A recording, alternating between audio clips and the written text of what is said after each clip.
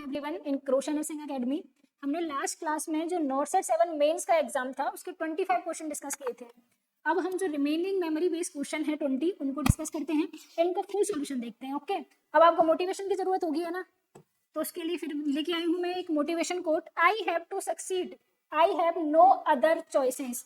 यानी कि अगर आपके पास ये वाला ऑप्शन है ना कि मेरे को तो एग्जाम क्रैक करना ही है, मेरे पास क्योंकि इस एग्जाम के अलावा दूसरा ऑप्शन है ही नहीं, तभी उस आप एग्जाम को क्रैक कर सकते हो। लेकिन अगर आपने सेकंड थॉट सोच लिया ना कि नहीं कोई नहीं, एम्स नहीं होगा तो सीएचओ कर लेंगे, सीएचओ नहीं होगा तो एनएचएम कर लेंगे, ये चीज नहीं होनी चाहिए। अगर एम्स की सोचा है तो आपको एम्स को ही फर्स्ट एंड लास्ट चॉइस अपनी बनानी होगी, तभी आप सक्सेस ले सकते हैं, नहीं तो नहीं सक्सेस मिलेगी अगर चॉइसेस रखेंगे तो। ठीक है, तो एक ही चॉइस रखनी है बस आपको। अब स्टार्ट करते हैं हम क्वेश्चन नंबर फर्स्ट से। On the fourth postpartum day, vaginal discharge appears brownish pink. क्या कलर है डिस्चार्ज का? Brownish pink to yellow. What does this indicate? ठीक है, तो देखो बच्चों इसमें लोचिया के बारे में पूछा गया है। लोचिया क्या होता है? पोस्टपार्टम पीरियड के अंदर जो वेजाइनल डिस्चार्ज निकलता है उसको बोलते हैं लोचिया। अब ये जो लोचिया है इसका कलर डिफरेंस होता है अकॉर्डिंग टू डेज। मान के चलो 3 स्टेजेस होती है पोस्टपार्टम की लोचिया की, और वो इसकी एक ट्रिक होती है जो कि होती है बच्चों RSA। यहाँ पे ध्यान देना, ये RAS नहीं है, ठीक है, RAS का एग्जाम नहीं है, ये क्या है? RSA। R का मतलब होता है रूब्रा। क्या होता है R का मतलब? रूब्रा होता है। S का मतलब होता है सिरोसा एंड A का मतलब होता है एल्वा। ठीक है, ये 3 कलर होते हैं किसके? लोचिया के, जो कि एक टाइप का पोस्टपार्टम डिस्चार्ज होता है। ठीक है, सबसे फर्स्ट होता है डार्क रेड कलर, कुछ इस तरीके का। ठीक है, डार्क रेड कलर का जो लोचिया होता है बच्चों वो 3 to 7 डेज आफ्टर पोस्टपार्टम होता है। ठीक है, सेकंड होता है पिंकिश ब्राउन कलर का डिस्चार्ज, जो कि होता है बच्चों 4 to 10 डेज के लिए होता है, और उसका कलर कुछ इस तरीके से होता है पिंकिश ब्राउन कलर का। लास्ट होता है येलोइश डिस्चार्ज, येलोइश और व्हाइट कलर का डिस्चार्ज। ठीक है, और ये कब होता है? ये होता है 10 to 28 डेज के लिए, और इसका कलर कुछ इस तरीके से होता है। इसको बोलते हैं lochia alba, serosa and rubra. ठीक है, अब क्वेश्चन पे बनाते हैं। तो क्वेश्चन है on the fourth postpartum day vaginal discharge का कलर क्या बोला गया है? Brownish pinkish yellow. ठीक है, अपन ने पढ़ा था अभी 4 to 10 डेज तक डिस्चार्ज होता है, और उसका कलर अगर कैसा हो? ब्राउन एंड पिंकिश हो, तो उसको क्या बोलते हैं? लोचिया सिरोसा बोलते हैं उसको। ठीक है, ये इसका आंसर जाता है। अगला क्वेश्चन है बच्चों, in a women an antepartum uterus is rigid and broad होता है।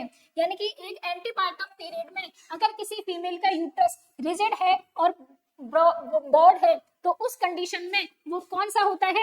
Antepartum haemorrhage. एंटीपार्टम हेमरेज के अंदर वो प्लेसेंटा प्रीविया होगा या अब्रप्शो प्लेसेंटा होगा। ठीक है, पीपीएच और यूट्राइन जो एटोनी है ये तो इसमें कैंसिल ही हो जाएंगी, क्योंकि ये दोनों केस आते हैं पोस्टपार्टम पीरियड में, और जबकि क्वेश्चन में साफ साफ लिखा हुआ है एंटीपार्टम पीरियड का। तो देखो बच्चों, 2 कंडीशन होती है, एक तो होती है अब्रप्शो प्लेसेंटा और एक होती है प्लेसेंटा प्रीविया। ठीक है, प्लेसेंटा प्रीविया क्या होती है? प्लेसेंटा प्रीविया का मतलब होता है कि प्लेसेंटा की जो पोजीशन है या प्लेसेंटा का जो अटैचमेंट है वो जो है वो एबनॉर्मल है। एबनॉर्मल अटैचमेंट का मतलब वो इंटरनल ऑस पे है, इंटरनल ऑस को फुली कवर कर रहा है, पार्शियल कवर कर रहा है, तो उस बेसिस पे इसके टाइप्स हैं, इसको बोलते हैं प्लेसेंटा प्रीवियम। यानी कि प्लेसेंटा जो है वो अपर यूट्राइन सेगमेंट में होता है नॉर्मली। अगर वो अपर यूट्राइन सेगमेंट में ना होकर वो लोअर यूट्राइन सेगमेंट में अगर होता है तो उसको बोलते हैं प्लेसेंटा प्रीवियम। यानी कि प्लेसेंटा प्रीविया जो है वो डिसऑर्डर है किसका? अटैचमेंट का। प्लेसेंटा की अटैचमेंट में इशू होता है, जबकि अब्रप्शो प्लेसेंटा क्या होता है बच्चों कि मान के चलो ये यूट्रस की एंडोमेट्रियम है, तो यूट्रस की एंडोमेट्रियम से अगर प्लेसेंटा डिटैच हो जाता है तो उस कंडीशन को बोलते हैं अब्रप्शो प्लेसेंटा। यानी कि प्लेसेंटा अब्रप्शियो जो होता है वो प्लेसेंटा के डिटैचमेंट का इशू है। ठीक है, अब ये भी 2 टाइप से होता है। कौन कौन से टाइप से? एक तो होता है कंसील टाइप और एक होता है रिवील टाइप प्लेसेंटा अब्रप्शियो। अब कुछ माइनर से डिफरेंस है कि प्लेसेंटा प्रीविया में जो ब्लड होता है वो किस कलर का होता है, ब्राइट रेड कलर की ब्लीडिंग होती है, जबकि अब्रप्शियो प्लेसेंटा में कैसी होती है, डार्क रेड कलर की। ठीक है, प्लेसेंटा प्रीविया में जो ब्लीडिंग होती है वो बच्चों विजिबल ब्लीडिंग होती है, और जबकि प्लेसेंटा अब्रप्शियो में जो ब्लीडिंग होती है वो कंसील टाइप की ब्लीडिंग होती है। ठीक है, अगला है प्लेसेंटा प्रीविया में जो ब्लीडिंग होती है वो पेनलेस ब्लीडिंग होती है, और साथ के साथ यहाँ पे देखो इंपॉर्टेंट, नॉन टेंडर, जबकि अब्रप्शियो प्लेसेंटा में जो ब्लीडिंग होती है वो पेनफुल होती है, और साथ के साथ कैसी होती है, टेंडर होती है, और यूट्रस कैसा हो जाता है, टेंडर एंड रिजिड। ठीक है, तो क्वेश्चन में आते हैं, क्वेश्चन में अपन को 2 पॉइंट दिए गए हैं, एक तो यूट्रस रिजिड है और ब्रॉड लाइक है, तो ये प्लेसेंटा प्रीविया नहीं होगा, क्योंकि प्लेसेंटा प्रीविया के अंदर यूट्रस एकदम नॉन टेंडर एंड सॉफ्ट होता है, और जबकि प्लेसेंटा अब्रप्शियो में कैसा होता है, टेंडर होता है और रिजिड होता है। ठीक है, अगला क्वेश्चन आता है, in the following USC scale, मैं आपको एक इमेज दिखाऊंगी, आपको यूएससी की इमेज, ठीक है, आपको बताना है कि इस तरह की अपीयरेंस जो कि कैसी है, स्नो स्टॉर्म अपीयरेंस, स्नो मतलब जैसे बर्फ का तूफान होता है, बर्फ के गोले होते हैं, उस तरीके की अपीयरेंस अगर यूएससी में दिखाई देती है तो वो कौन सा केस है। ठीक है, तो देखो इस तरीके की कुछ अपीयरेंस होती है, यहाँ पे अगर आप देखोगे तो ये स्नो स्टॉर्म अपीयरेंस होती है यूएससी के अंदर। ठीक है, और ये देखी जाती है बच्चों, बताओ आप कौन सी है, मोलर प्रेगनेंसी के अंदर, किसके अंदर देखी जाती है, मोलर प्रेगनेंसी के अंदर देखी जाती है ये। तो इस क्वेश्चन का आंसर क्या होगा, स्नो स्टॉर्म अपीयरेंस देखी जाती है किसके अंदर, हाइड्रेटिफॉर्म मोर या मोलर प्रेगनेंसी। ठीक है, अगला क्वेश्चन है, earliest sign of magnesium toxicity. देखो बच्चों, जब कभी भी प्री एक्लेम्सिया का केस होता है या एक्लेम्सिया का केस होता है तो उसके लिए मैग्नीशियम सल्फेट जो है वो दिया जाता है प्रेग्नेंट लेडी को, लेकिन अगर उस केस में मैग्नीशियम की टॉक्सिसिटी हो जाती है तो अपन क्या करते हैं, उसका एंटीडोट अपन को देना पड़ता है। ठीक है, लेकिन एंटीडोट देने से पहले अपन को कुछ साइन एंड सिम्टम्स तो पता होनी चाहिए कि हाँ अगर फीमेल में ये साइंस दिखाई दे रहे हैं, ये सिम्टम्स दिखाई दे रहे हैं, तभी तो अपन पता लगा सकते हैं ना कि अब हमको एंटीडोट देना है। तो देखो उसके कुछ साइंस होते हैं, उन साइन को देखो आप, सबसे फर्स्ट साइन देखने को मिलता है loss of knee jerk reflex, यानी कि जब पेशेंट या प्रेग्नेंट फीमेल का मान के चलो ये नी है, तो नी पे जब अपन हैमर से टैप करते हैं तो उसके लेग में कोई भी रिफ्लेक्स नहीं दिखाई देता, यानी कि उसका नी जर्क रिफ्लेक्स जो है उसका लॉस हो जाता है। ये कब होता है, जब मोर देन 10 मिली इक्विवेलेंट पर लीटर हो जाता है मैग्नीशियम का लेवल हमारे ब्लड में। सेकंड, स्लरिंग ऑफ स्पीच हो जाता है, डायफोरेसिस पसीना आता है प्रेग्नेंट फीमेल को, और सेकंड इंपॉर्टेंट होता है रेस्पिरेटरी डिप्रेशन हो जाता है, कब, जब 10 मिली इक्विवेलेंट पर लीटर से ज्यादा हो जाता है मैग्नीशियम का लेवल। रेस्पिरेटरी डिप्रेशन के बाद आता है रेस्पिरेटरी अरेस्ट हो जाता है, जब मोर देन 15 मिली इक्विवेलेंट हो जाएगा क्या, मैग्नीशियम का लेवल। ठीक है, अगला आता है कार्डिक अरेस्ट, कार्डिक अरेस्ट में 25 से लेके 30 मिली इक्विवेलेंट पर लीटर अगर हो गई मैग्नीशियम का लेवल तो लास्ट में कार्डिक अरेस्ट भी आ सकता है और फीमेल की डेथ भी हो सकती है। तो ये कुछ मेन इंपॉर्टेंट साइन है, सबसे first loss of knee jerk reflex, second respiratory depression, third respiratory arrest, और सबसे लास्ट है कार्डिक अरेस्ट। ठीक है, अब इसके लिए जो एंटीडोट दिया जाता है वो दिया जाता है बच्चों 10% कैल्शियम ग्लूकोनेट। ठीक है, अब ये जो 10% कैल्शियम ग्लूकोनेट होता है इसमें 10 ml का इंजेक्शन दिया जाता है जो कि इसका एंटीडोट है। हाँ, तो क्वेश्चन पे आते हैं, क्वेश्चन क्या क्या होगा, अर्लीस्ट साइन, क्वेश्चन पूछा गया सबसे पहले, देखो कार्डिक डिप्रेशन भी साइन है, रेस्पिरेटरी डिप्रेशन भी साइन है, और absence of knee jerk reflex भी है, लेकिन क्वेश्चन में पूछा गया है अर्लीस्ट, तो अपन डिस्कस कर चुके हैं, सबसे अर्लीस्ट साइन क्या होगा आपका, loss of knee jerk reflex, उसके बाद respiratory depression, then respiratory arrest, और सबसे लास्ट में होता है कार्डिक अरेस्ट। ये इमेज बहुत इंपॉर्टेंट है बच्चों, इसको आपको याद करनी है, बिल्कुल very very important. Okay, next पूछा गया है आपका स्फेग्नोमैनोमीटर से क्वेश्चन, बीपी कफ से। ठीक है, क्वेश्चन है BP cuff bladder length and width ratio क्या होता है, या उसके बारे में क्या चीज करेक्ट है। तो देखो जो बीपी कफ होता है बच्चों, बीपी कफ की जो लेंथ होती है वो मोर देन 80% होनी चाहिए हमारे आर्म के सर्कमफेरेंस से। ठीक है, और जो विड्थ होती है बच्चों विड्थ मोर देन 40% होनी चाहिए हमारी आर्म की सरकमफेरेंस से, ठीक है। साथ के साथ अगर इनका रेशियो निकालते हैं लेंथ एंड विड्थ का, तो वो कितना आता है 2:1 आता है, ठीक है। कुछ इस तरीके से देखो, विड्थ कितनी है 40%, लेंथ कितनी है 80%, दोनों का रेशियो क्या है 2:1, ठीक है। क्वेश्चन पे आते हैं। फर्स्ट दिया गया ideal cuff bladder length more than 80%, क्या ये सही है? बिल्कुल सही है। Ideal cuff bladder width more than 40%, बिल्कुल सही है। The length to width ratio is 2:1, बिल्कुल, ये क्वेश्चन भी बिल्कुल सही है, ऑप्शन ओके। तो ऑल ऑफ द अबव इसका आंसर होगा। अगला है टेम्परेचर से क्वेश्चन। क्या क्वेश्चन है? The ambient temperature of the labour room should be maintain at. देखो लेबर रूम का टेम्परेचर जो होता है बच्चों 24 से लेके 28 डिग्री सेल्सियस होना चाहिए, ठीक है। टू प्रिवेंट करने के लिए hypothermia, to prevent hypothermia in newborn, okay बच्चों, to prevent hypothermia in newborn. तो आंसर क्या रहेगा इसका 25 to 28 डिग्री सेल्सियस। यहाँ पे एक बात और सुनो कि आईसीयू और एनआईसीयू का जो टेम्परेचर होता है ना बच्चों, वो होता है 21 से लेके 24 डिग्री सेल्सियस, और जबकि लेबर रूम का कितना होता है 24 से लेके 28 डिग्री सेल्सियस। दोनों का टेम्परेचर अपन को याद रखना है, दोनों में कंफ्यूज नहीं होना। अगला क्वेश्चन है during pregnancy if the mother is expose to phenytoin, phenytoin जो कि क्या है कॉन्ट्रा इंडिकेटेड है, क्या है बच्चों कॉन्ट्रा इंडिकेटेड होती है इन प्रेगनेंसी। प्रेगनेंसी में कभी भी मदर को फेनिटोइन नहीं देते हैं, ठीक है। अगर फिर भी मदर एक्सपोज हो जाती है या उसने प्रेगनेंसी के दौरान फेनिटोइन ली है, तो द चाइल्ड में भी सफर फ्रॉम, तो जो उसका बेबी है वो किससे सफर कर सकता है? तो एक सिंड्रोम होता है जो कि होता है फीटल हाइडेंटोइन सिंड्रोम से, ठीक है। इसको भी अपन देखेंगे ये क्या होता है। देखो तो जो फीटल हाइडेंटोइन सिंड्रोम होता है इसका एक निमोनिक होता है जो क्या होता है PHEN, फेनिटोइन से फैन ले लिया PHEN, ठीक है। तो P से क्या होगा इसमें cleft palate and cleft lip देखने को मिलता है। देखो cleft lip and cleft palate देखने को मिलता है। H यानी कि स्मॉल हेड होगा बेबी का, बेबी में हाइट डिफेक्ट देखने को मिलेंगे। हर्सुटिज्म यानी कि एक्सेसिव हेयर ग्रोथ होगी बॉडी पे। हाइपोप्लास्टिक फेस होगा and hypoplastic nail and digits, और पेशेंट की नेल और डिजिट जो है हाइपोप्लास्टिक होंगी यानी कि बिल्कुल बहुत कम डेवलप होंगी। ई से होता है एम्ब्रियोपैथी देखने को मिलती है, और एन से होता है न्यूरोलॉजिकल डिफेक्ट भी देखने को मिलता है फीटल हाइडेंटोइन सिंड्रोम के अंदर। कुछ इस तरीके से देखो, ये है नेल एंड फिंगर जो है वो कैसी है हाइपोप्लास्टिक है, फेस भी कैसा है हाइपोप्लास्टिक है, ठीक है। क्लेफ्ट देखने को मिल रहा है, स्मॉल हेड है, तो ये कुछ है क्या एक निमोनिक है फीटल हाइडेंटोइन सिंड्रोम का। तो इससे अपन याद रख सकते हैं क्या क्या कैरेक्टरिस्टिक्स होते हैं।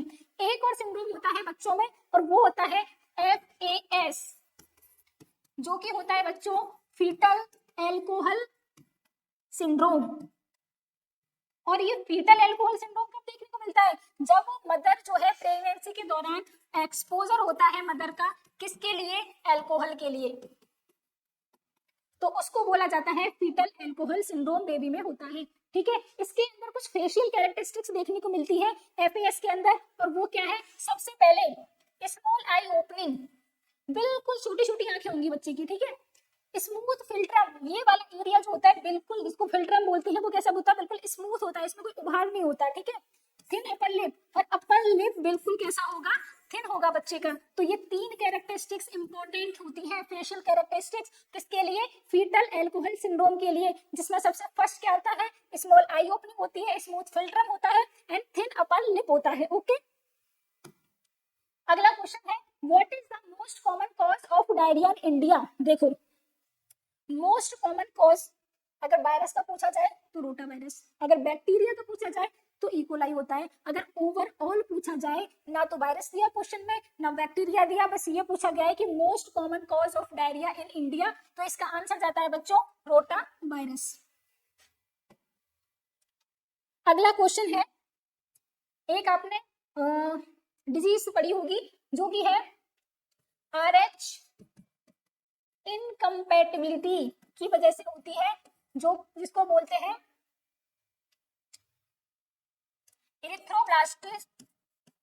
Erythroblastosis fetalis. ठीक है, इस डिजीज के अंदर अगर मदर RH नेगेटिव है और बेबी अगर RH पॉजिटिव है तो उस केस में ये देखा जाता है। अब इस केस को प्रिवेंट करने के लिए क्या किया जाता है, मदर को एक वैक्सीन लगाया जाता है या एक इम्यूनोग्लोबिन लगाया जाता है जिसको बोलते हैं RH-D या एंटी-D, रोगैम बोलते हैं इसको, एंटी-D बोलते हैं। अब इस क्वेश्चन में उस एंटी-D की क्या पूछी गई है, डोज पूछी गई है। देखो बच्चों, अगर मोर देन 28 वीक की प्रेगनेंसी है तो इस एंटी-D की डोज कितनी होगी, 300 माइक्रोग्राम होगी। ओके, अगर लेस देन 14 वीक है, less than is equal to 14 week है तो इसकी डोज कितनी होगी, 150, इसकी बिल्कुल हाफ हो जाएगी माइक्रोग्राम। अगर इसको इंटरनेशनल यूनिट में देखें तो 300 माइक्रोग्राम होगी या 1500 इंटरनेशनल यूनिट होगी। क्वेश्चन में क्या पूछा गया है, 14 वीक का जेस्टेशन पीरियड है और पूछा गया उसको एंटी-D की डोज तो कितनी होगी, 150 माइक्रोग्राम होगी। अगला क्वेश्चन है, N example of distributive shock. Distributive shock जो होता है उसका एग्जांपल कौन कौन से हैं, कौन कौन से टाइप है। तो देखो, डिस्ट्रीब्यूटिव शॉक जो होता है वो 3 टाइप का होता है। सबसे फर्स्ट होता है एनाफाइलेटिक, सेकंड होता है न्यूरोटिव शॉक होता है, ठीक है, और थर्ड होता है सेप्टिक शॉक, न्यूरोजेनिक शॉक और सेप्टिक शॉक। ठीक है, तो ये 3 टाइप होते हैं डिस्ट्रीब्यूटिव शॉक के। फर्स्ट होता है सेप्टिक शॉक। सेप्टिक शॉक यानी कि सेप्सिस से क्या मतलब समझते हो आप, कोई इन्फेक्शन हो गया, यानी कि कोई बैक्टीरियल अगर इन्फेक्शन है उसकी वजह से पेशेंट शॉक में चला जाता है तो उसको बोलते हैं सेप्टिक शॉक। सेकंड आता है एनाफाइलेटिक शॉक, यानी कि कोई भी एलर्जिक रिएक्शन हो गई या कोई भी अस्थमा हो गया, ठीक है, तो उसकी वजह से जो शॉक होगा उसको बोलते हैं एनाफाइलेक्टिक शॉक। थर्ड होता है न्यूरोजेनिक शॉक, यानी कि हमारे स्पाइनल कॉर्ड में कोई भी इंजरी हो गई तो उसकी वजह से पेशेंट शॉक में चला गया तो उसको बोलते हैं न्यूरोजेनिक शॉक। ओके, नेक्स्ट आता है बच्चों antidote for the heparin overdose. Heparin का एंटीडोट पूछा गया है, सीधी सी बात। तो हिपेरिन का एंटीडोट क्या होता है बच्चों, याद होना चाहिए, तो ये होता है प्रोटामिन सल्फेट। क्या होता है, प्रोटामिन सल्फेट। ओके, सेम पूछा गया इसमें, इनको भी देख लेते हैं। अगर ऑप्शन में इसका तो आंसर चले जाएगा प्रोटामिन सल्फेट।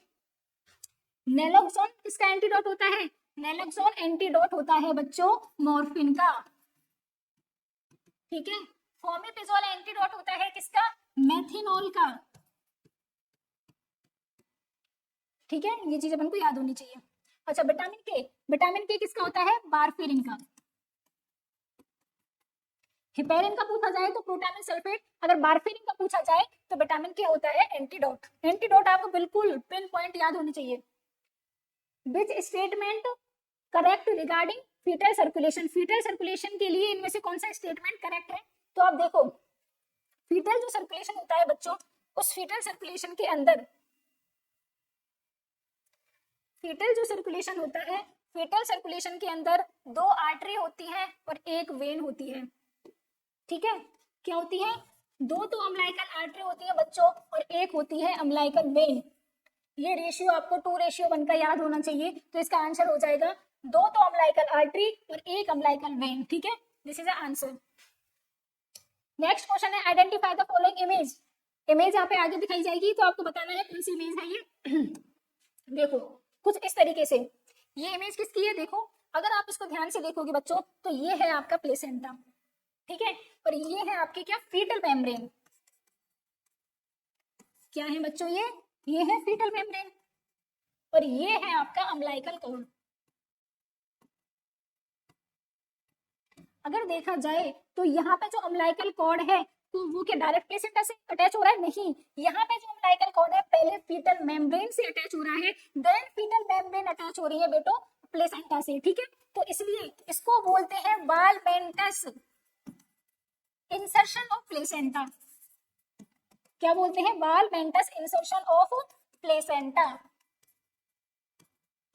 ओके, तो इसका आंसर क्या जाएगा, वाल्मेंटस इंसर्शन ऑफ कॉर्ड या प्लेसेंटा। अगला क्वेश्चन है, ये पूछा गया है कि जो नॉर्मल जो कॉम्प्लिकेशंस आती है ना, या नॉर्मल जो इवेंट होती है ड्यूरिंग प्रेगनेंसी, उनसे रिलेटेड है। क्या है, Which statement is incorrect regarding the management of minor discomfort of pregnancy? Minor discomfort कौन कौन से होते हैं? नोजिया, वोमिटिंग आती है, लेग के क्रैम्प्स आते हैं, ठीक है, तो इस तरीके से माइनर डिस्कम्फर्ट होते हैं कई। उनमें सबसे फर्स्ट आता है हेमरॉइड्स। तो हेमरॉइड्स को प्रिवेंट करने के लिए high fibre diet, appropriate fluid intake and regular exercise सही है क्या? बिल्कुल सही है। नोजिया वोमिटिंग, इन नोजिया वोमिटिंग के लिए क्या बताया गया यहाँ पे? फॉर अर्ली मॉर्निंग बिस्किट खाना एंड पेपर टी पीना, तो ये तो बिल्कुल गलत है। अगर नोजिया वॉमिटिंग होता है तो उसके लिए बच्चों बोला जाता है कि बिल्कुल जो ड्राई क्रैकर्स होते हैं ना, उनको बेड पे उठने से पहले ही खाना है, ठीक है, और साथ के साथ जितनी भी स्पाइसी हॉट फूड और ड्रिंक होती है उनको अवॉइड करना है, और सफिशिएंट अमाउंट में क्या लेना है? फ्लूइड का इंटेक करना है, ठीक है। तो ये आंसर जो है ऑप्शन इसका गलत हो जाएगा। थर्ड आता है एंकल एडिमा के लिए क्या किया जाता है? Movement to elevate lower leg above the heart level. अगर एडिमा हो रहा है लोअर लेग में तो क्या है? हमको लोअर लेग को एलिवेट करनी है अबव द हर्ट लेवल, जिससे कि एडिमा जो है वो क्या हो जाए? रिजॉल्व हो जाए, तो ये भी सही है। अगर फीमेल को हर्ट बर्न हो रहा है तो उस केस में उसको क्या करना है? स्मॉल और फ्रिक्वेंट मील लेने हैं, ठीक है, और 30 मिनट आफ्टर मील उसको अपराइट पोजीशन में रहना है, ठीक है। स्मॉल और फ्रिक्वेंट मील लेने हैं, साथ ही साथ फीमेल को मील लेने के 30 मिनट तक क्या रहना है? अपराइट पोजीशन में रहना है, जिससे कि हर्ट बर्न नहीं हो। A child come to the OPD with acute kidney injury. What possible outcome is seen in this child? देखो, अगर वो चाइल्ड हो या अडल्ट हो, अगर उनमें क्या हो रही है? एक्यूट किडनी इंजरी हो रही है, तो बच्चों एक्यूट किडनी इंजरी के अंदर जो ब्लड यूरिया नाइट्रोजन का लेवल है वो इंक्रीज होगा, ठीक है, और ब्लड क्रिएटिन का लेवल जो है, ब्लड क्रिएटिनिन का लेवल जो है बच्चों वो भी क्या होगा? इंक्रीज होगा। किडनी इंजरी है तो ये तो इंक्रीज ही होगा। अब देखो ऑप्शन में क्या है? डिक्रीज यूरिन स्पेसिफिक ग्रेविटी, नहीं, यूरिन की स्पेसिफिक ग्रेविटी इंक्रीज होती है। इंक्रीज क्रिएटिनिन लेवल, बिल्कुल, क्रिएटिनिन लेवल क्या होता है? इंक्रीज होता है। डिक्रीज BUN लेवल, BUN बोले तो ब्लड यूरिया नाइट्रोजन, नहीं, ब्लड यूरिया नाइट्रोजन का लेवल डिक्रीज होता है, तो ये भी गलत है। ओलिगोयूरिया, ये भी गलत है, ठीक है, तो इसका आंसर क्या जाएगा? इंक्रीज होती है क्रिएटिनिन लेवल। अगला आया है क्वेश्चन, जो रेबीज होता है, रेबीज का पोस्ट एक्सपोजर प्रोफाइलैक्सिस का टाइम पीरियड पूछा गया, हमको शेड्यूल पूछा गया, क्या होता है? देखो बच्चों, शेड्यूल क्या होता है? मेनली जो पूछा जाता है, फर्स्ट यानी कि 0 डे पे दिया जाता है, सेकंड थर्ड डे पे दिया जाता है, थर्ड डोज जो होती है वो 7 डेज पे दी जाती है, फोर्थ डोज 14 डेज पे, अगर कोई इम्यूनो कॉम्प्रोमाइज पेशेंट है तो उसमें फिफ्थ डोज भी दी जाती है जो कि 28 डेज पे होती है। तो इसका आंसर क्या जाएगा? 0, 3, 7, 14, 28। ओके, ये है पोस्ट एक्सपोजर प्रोफाइलैक्सिस, ठीक है। अब देखो रेबीज के केस में बेटा प्री एक्सपोजर प्रोफाइलैक्सिस भी होता है, ठीक है, और पोस्ट एक्सपोजर प्रोफाइलैक्सिस भी होता है। तो सबसे पहले अगर बात करें प्री एक्सपोजर प्रोफाइलैक्सिस की, तो उसमें प्री एक्सपोजर प्रोफाइलैक्सिस अगर अपन IM रूट से दे रहे हैं या ID रूट से दे रहे हैं तो दोनों का शेड्यूल क्या होता है? फर्स्ट तो 0 डे पे दी जाती है, सेकंड जो है वो 7th डे पे दी जाती है, और थर्ड जो है वो 21 से लेके 28 डेज के बीच में कभी भी दे सकते हैं। तो टोटल विजिट कितनी होगी? टोटल डोज कितनी होगी? 3 प्री एक्सपोजर की। अब आता है पोस्ट एक्सपोजर, लेकिन पोस्ट एक्सपोजर में भी कौन सा आता है बच्चों? प्राइमरी पोस्ट एक्सपोजर है, तो उसमें रेबीज इम्यूनोग्लोबिन जो होता है वो केवल एक ही दिन पे दिया जाता है, वो है 0 डेज पे। लेकिन जो IM वैक्सीन दी जाती है रेबीज की वो दी जाती है 3, 7, 4, 0, 3, 7, 14, 28 जो भी अपन ने पढ़ा था पोस्ट एक्सपोजर प्रोफाइलैक्सिस। लेकिन ये वैक्सीन का है, इम्यूनोग्लोबिन का पूछा जाए तो केवल एक दी जाती है और 0 डेज पे दी जाती है। लेकिन अगर प्रीवियसली इम्यूनाइज्ड है और अब उसको पोस्ट एक्सपोजर प्रोफाइलैक्सिस दिया जाता है तो बूस्टिंग IM डोज दी जाती है, जो 2 डोज दी जाती है 0 और 3 पे, समझे? तो ये शेड्यूल होता है pre and post exposure prophylaxis का, इसको आप याद कर लेना, ये भी इंपॉर्टेंट है। अगला क्वेश्चन है कि जो लूप डायूरेटिक्स होती है उनकी वजह से कौन सा इलेक्ट्रोलाइट इम्बैलेंस होता है? मेनली देखो बच्चों, जो लूप डायूरेटिक्स होती हैं उनमें सबसे इंपॉर्टेंट एग्जांपल आता है लेसिक्स, जिसको क्या बोलते हैं? फ्रूसेमाइड भी बोला जाता है।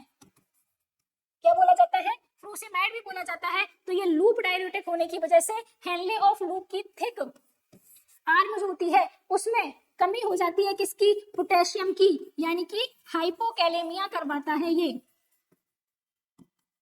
ठीक है, तभी बोला जाता है कि अगर कोई पेशेंट लूप डायूरेटिक्स पे है तो उसको हमेशा पोटेशियम रिच डाइट दी जाती है, ड्यू टू, क्यों, बिकॉज रिकवर करने के लिए या कंपनसेट करने के लिए पोटेशियम की डिफिशियंसी को, यानी कि हाइपोकैलेमिया को। नेक्स्ट क्वेश्चन आता है बच्चों, which is an example of age independent and anthropometry, यानी कि जब किसी भी न्यूबॉर्न में, इन्फेंट में, ठीक है, अपन को क्या करना होता है, एंथ्रोपोमेट्री, यानी कि उसके डेवलपमेंट को मेजर करते हैं, तो उसके लिए कुछ तो एज डिपेंडेंट फैक्टर्स होते हैं, कुछ एज इंडिपेंडेंट, यानी कि जो एज पे डिपेंड नहीं करते। तो क्वेश्चन में पूछा गया है कौन सा एज इंडिपेंडेंट है। देखो हाइट, सबसे पहली बात, हाइट जो है एज के अकॉर्डिंग बढ़ेगी, यानी कि 1 साल के बच्चे की हाइट अलग होती है, 2 साल के बच्चे की हाइट ज्यादा होती है। वेट की अगर बात करें तो वेट भी एज पे डिपेंड करता है, 1 ईयर के बच्चे का वेट कुछ और होगा, 2 ईयर के बच्चे का वेट कुछ और होगा, यानी कि ये भी एज पे डिपेंड करेगा। फिर आता है हेड सर्कमफेरेंस, तो हेड सर्कमफेरेंस भी एज पर डिपेंड करती है, अपन पढ़ चुके हैं। इसी प्रकार होता है चेस्ट सर्कमफेरेंस, तो चेस्ट सर्कमफेरेंस भी एज पे डिपेंड करता है, लेकिन एक पैरामीटर होता है जो डिपेंड नहीं करता, और वो है MUAC, mid upper arm circumference, यानी कि ये वाला एरिया, ये एज पर डिपेंड नहीं करता अंडर 5 चिल्ड्रन में। इसमें बच्चों अंडर 5 चिल्ड्रन में एज पर डिपेंड नहीं करता, एज के अकॉर्डिंग चेंज नहीं होता। ये लिस्ट है, आप इसको याद कर लीजिए। एज डिपेंडेंट फैक्टर्स कौन से होते हैं, देखो वेट होता है, हाइट होता है, हेड सर्कमफेरेंस होती है और चेस्ट सर्कमफेरेंस होती है। अब आते हैं एज इंडिपेंडेंट पे कौन सी होती है, mid arm circumference, weight for height. अगर यहाँ पे ये होता वेट फॉर एज या हाइट फॉर एज तो एज डिपेंडेंट में आ जाता, लेकिन यहाँ पे लिखा गया है वेट फॉर हाइट, यानी कि अगर किसी बच्चे की हाइट 50 मीटर है, 50 मीटर है, तो उसका वेट क्या होगा, तो ये एज पे डिपेंड नहीं करता ना, हाइट पे डिपेंड कर रहा है। और mid upper arm circumference upon height का रेशियो, ठीक है। अगला क्वेश्चन है बच्चों, इन्फेंट में फॉरेन बॉडी ऑब्स्ट्रक्शन हुआ है तो उसका मैनेजमेंट क्या है। कुछ क्वेश्चन इस तरीके से आया था, इसके ऑप्शन क्लियर नहीं है, तो इसका आंसर है कि अगर किसी बच्चे में फॉरेन बॉडी का ऑब्स्ट्रक्शन हुआ है तो आपकी मैनेजमेंट की स्टेप क्या होगी, कि आप मैनेजमेंट के रूप में कौन सा मेजर अप्लाई करोगे। तो इसका आंसर आएगा बच्चों हेमलिच मैनुअल, या इसको दूसरा नाम होता है एब्डोमिनल थ्रस्ट। क्या होता है बच्चों, एब्डोमिनल थ्रस्ट, ये इसका क्या जाता है, आंसर जाता है। अपन समझेंगे सबसे पहले कि देखो, चाहे अडल्ट हो या प्रेग्नेंट वुमेन हो, ओबीज वुमेन हो या बच्चे हो, तीनों में ही एब्डोमिनल थ्रस्ट या हेलमिच मैनुअल किया जाता है, लेकिन उसकी एक कोई फिक्स मतलब क्या होती है, स्टेप्स होती है। सबसे पहले जो हेलमिच मैनुअल है वो कब किया जाएगा, वो किया जाएगा जब किसी अडल्ट या किसी भी इन्फेंट या किसी भी पर्सन में क्या हो रखी होगी, चॉकिंग हो रखी होगी। ये कुछ क्राइटेरिया है, तभी अपन करेंगे, ठीक है। चॉकिंग हो रखी होगी, प्लस पेशेंट कैसा हो रखा होगा, ब्रीथलेस, पेशेंट को ब्रीथिंग में डिफिकल्टी हो रही होगी। थर्ड है पेशेंट कैसा हो, कॉन्शियस हो। तो ये 3 पैरामीटर हैं, जब ये 3 पैरामीटर फुलफिल हो जाएंगे तभी अपन करेंगे हेलमिच मैनुअल, क्योंकि जैसे ही पेशेंट कॉन्शियस से अनकॉन्शियस हुआ, यानी कि अब तक तो आप दे रहे थे उसमें हेलमिच मैनुअल, ठीक है, लेकिन क्योंकि वो कॉन्शियस था, लेकिन जैसे ही पेशेंट अनकॉन्शियस हुआ तो आप तुरंत स्टार्ट कर दोगे उस पेशेंट में CPR देना। क्या देना बच्चों, CPR देना स्टार्ट कर दोगे, without checking pulse and respiration. ना तो यहाँ पे पल्स चेक की जाएगी, ना इसमें रेस्पिरेशन चेक किया जाएगा, तुरंत पेशेंट को CPR स्टार्ट कर दिया जाएगा। ये क्राइटेरिया होता है एब्डोमिनल थ्रस्ट का, ठीक है। और सबसे पहली बात तो कि चॉकिंग हमको कैसे पता चलेगा, यूनिवर्सल साइन क्या होता है कि हाँ इस पेशेंट को या इस पर्सन को चॉकिंग हो रखी है। तो जैसे ही चॉकिंग होती है वो कोई भी पर्सन हो वो क्या करेगा, दोनों हाथों से अपने नेक को इस तरीके से टाई कर लेगा, ठीक है, पकड़ लेगा इस तरीके से। तो आप समझ जाना कि हाँ अब उसको क्या हो रखी है, चॉकिंग हो रखी है और ब्रीथ नहीं आ रही उस पेशेंट को, ठीक है। और पेशेंट कॉन्शियस है तो स्टार्ट कर देना एब्डोमिनल थ्रस्ट, और जैसे ही अनकॉन्शियस हुआ CPR स्टार्ट कर देना without checking pulse and respiration. देखो ये जो एब्डोमिनल थ्रस्ट किया जाता है, देखो इस तरीके से होता है पेशेंट चोकिंग के केस में। जैसे ये केस है अडल्ट का और ये केस है इन्फेंट का। तो अडल्ट में क्या होता है बच्चों, सबसे पहले जैसे ही पेशेंट क्या है चोकिंग की कंडीशन में है, अपन को उसके दोनों जो ये शोल्डर होते हैं ना, शोल्डर ब्लेड, उनके बीच में 5 क्या देना होता है, बैक थ्रस्ट देना होता है। 5 बैक थ्रस्ट देने के बाद पेशेंट को क्या करते हैं अपन, अपने दोनों पैरों के बीच फंसाते हैं और अब उसकी नेवल को आइडेंटिफाई करते हैं। ये रही पेशेंट की नेवल। नेवल को आइडेंटिफाई करने के बाद अपन फिस्ट बनाते हैं और उस फिस्ट को कहाँ रखते हैं, पेशेंट के नेवल के ऊपर रखते हैं। ठीक है, पेशेंट के नेवल के ऊपर फिस्ट बनाई, दूसरे हैंड से उसको टाई किया एंड अब जो अपन प्रेशर लगाएंगे वो कैसा लगाएंगे, प्रेशर लगाते हैं बच्चों इनवर्ड एंड अपवर्ड डायरेक्शन में, यानी कि अंदर की तरफ और ऊपर की तरफ क्या लगाते हैं, उसमें प्रेशर लगाते हैं, अंदर की तरफ और ऊपर की तरफ प्रेशर लगाते हैं, जिससे कि जो फॉरेन बॉडी है वो बाहर रिमूव हो जाती है। ये स्टेप होती है किसकी, अडल्ट पेशेंट में होती है किसकी बेटा, एब्डोमिनल थ्रस्ट की। सेम चीज की जाती है अगर फीमेल प्रेग्नेंट है एंड फीमेल क्या है, ओवीज है। बस डिफरेंस ये आता है कि यहाँ पर जो अपन हैंड की पोजीशन होती है वो नेवल के ऊपर ना होके कहाँ पे होती है बच्चों, ये जो ब्रेस्ट की बोन होती है उसके ऊपर होती है, ब्रेस्ट की बोन के ऊपर होती है, और जहां पर दोनों लोअर रिब्स आपस में ज्वाइंट करती हैं इस जगह पे होती है हैंड की पोजीशन। और same direction inward and upward direction में लगाया जाता है प्रेशर, जिससे कि जो फॉरेन बॉडी है वो बाहर रिमूव हो जाती है। ठीक है, ये है प्रेग्नेंट एंड ओबीज का केस, ये है अडल्ट का केस। अब बात करते हैं इन्फेंट के केस की। इन्फेंट में क्या होता है बच्चों, सबसे पहले अपन को एक चेयर पे बैठना है, चेयर पे बैठने के बाद अपना जो पैर है या अपनी जो थाई है उसको थोड़ा रेक्लाइनिंग पोजीशन में रखना है, और इस थाई पे अपन को क्या करते हैं, जो नॉन डोमिनेंट है हैंड, नॉन डोमिनेंट हैंड से वी बनाते हैं, उस वी को बच्चे के माउथ पे रखते हैं और जो बच्चे को भी उस थाई के ऊपर रेक्लाइनिंग पोजीशन में रख देते हैं। ठीक है, अब जो डोमिनेंट हैंड है उस डोमिनेंट हैंड से क्या करते हैं, मान के चलो ये बच्चा इस हाथ पे है, ठीक है, मान के चलो ये बच्चा है, ठीक है, अपन ने नॉन डोमिनेंट हैंड पे पकड़ा हुआ है।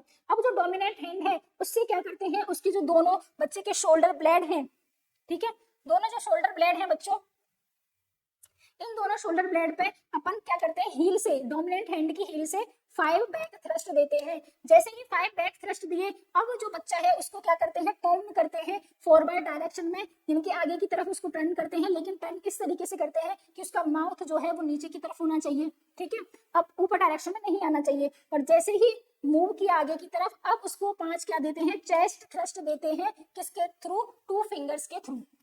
ये स्टेप होती है किसमें, बच्चे में। ये स्टेप किसमें होगी बच्चों, इन्फेंट में होगी। ओके, लेकिन ये कब तक की जाती है, जब तक बच्चे को अनकॉन्शियस नहीं होता तब तक की जाती है। ये पूरा हेल्मिच मैनुअल का प्रोसेस हो गया आपका। ओके, इस तरीके से हमारा जो पूरा मेंस का मेन क्वेश्चन थे ना मेमोरी वाले, वो अपन ने पूरे कंप्लीट कर लिए हैं। ठीक है, और उन क्वेश्चंस के थ्रू अपन ने उस क्वेश्चंस में जो भी कॉन्सेप्ट लग रहे थे बच्चों, वो कॉन्सेप्ट भी डिस्कस किए हैं पूरे, जिससे कि उन कॉन्सेप्ट से अगर आगे कोई भी क्वेश्चन आता है तो वो आपका गलत होना नहीं चाहिए। ठीक है, आज के लिए बस इतना ही, थैंक यू।